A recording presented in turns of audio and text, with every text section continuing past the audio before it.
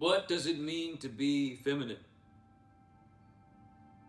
If you're a man and you are docile, if you're patient and soft, does that make you a feminine man?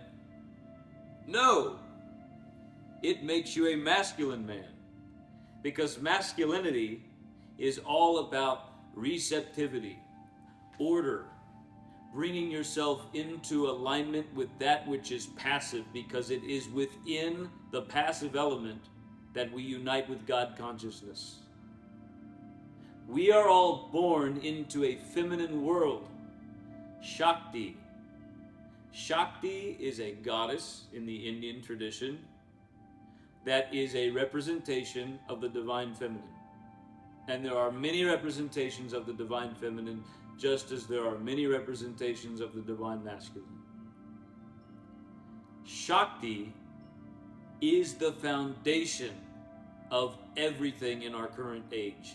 We are existing within the age of Shakti.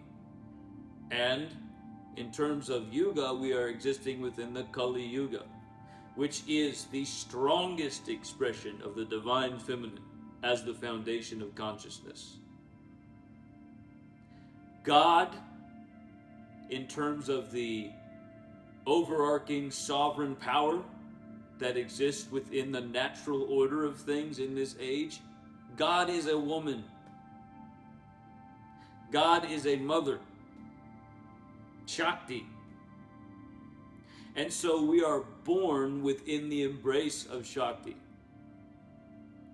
But that means that we are compelled by her. And in order to gain any sort of independence from the mother, we have to go towards the father. We have to go towards Shiva. If we don't go towards Shiva, we exist in an unrefined state of femininity. Everyone who is born in this age is born feminine. Everyone. Now, we all have a natural balance within us, a dharmic balance of the masculine and the feminine. But you won't know what your natural balance is unless you reflect upon the nature of the self. Unless you go towards Shiva and you find that contrasting point. Until then, you are controlled by your mother. You are controlled by the cosmic feminine force that is the foundation of all things in this land.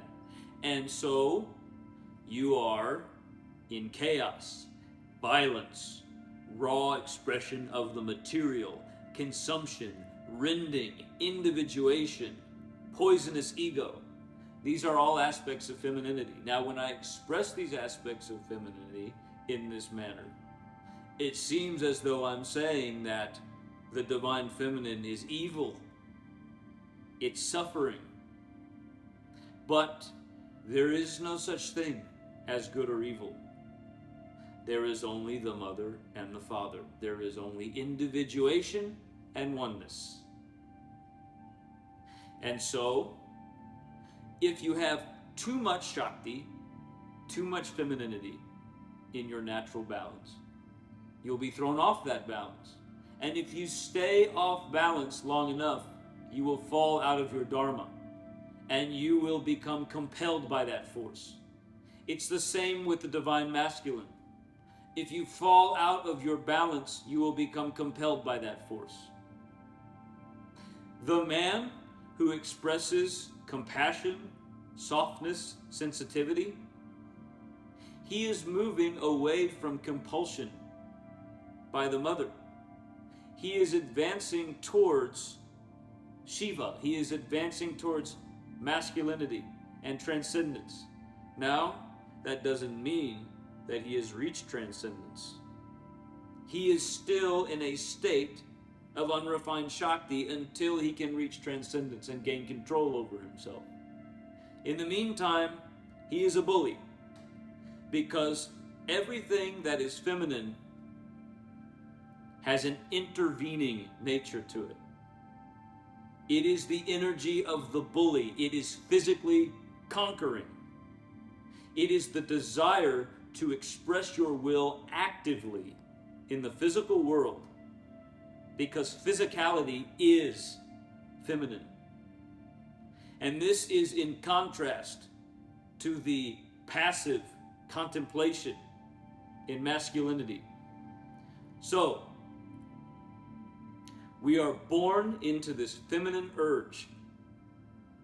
And every time we approach activity, expression of our will, this conquering nature, which is falsely labeled as masculine in modernity, we are embracing the call of the Dark Mother. How can we make this work for us? Well, we have to recognize that we all possess the mother and the father within us. We all possess masculinity and femininity.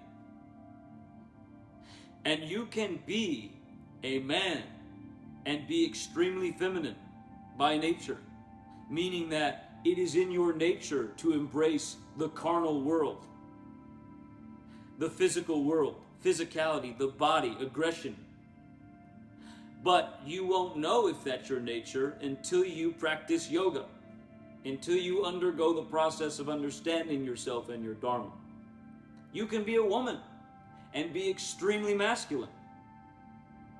You can possess an urge towards the intellect, towards spirituality, pacifity, contemplation. Yet you are still a woman. But once again, you won't know this. You won't know if this is your natural urge or if this is something that has been placed upon you from an external force until you know yourself. Abandon all propaganda and misunderstanding that modernity has given to you in regards to the nature of man and woman, in regards to the nature of femininity. Femininity is aggression. It is not the submissive mother or wife obeying every dictate of her husband. That is masculinity. That is the embrace of order and the passive nature. True femininity, when expressed in its purest sense, is chaotic, mean, aggressive, vicious, brutal, expressing total selfishness, total embrace of the carnal, absolute embrace of sexuality with no mind whatsoever. This is the feminine urge. Now, knowing this, you can find a way to access your feminine nature and bring it into the proper balance with your masculine nature through yoga.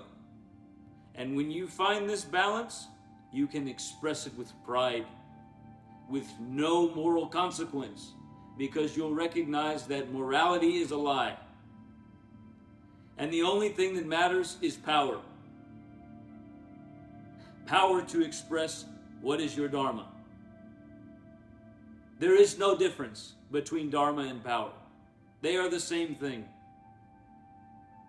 And when you understand the true nature of the feminine and the masculine, you can conquer the self, you can become autonomous, and you can relate to others in a way that brings you power and brings your loved ones power. And that is a beautiful life.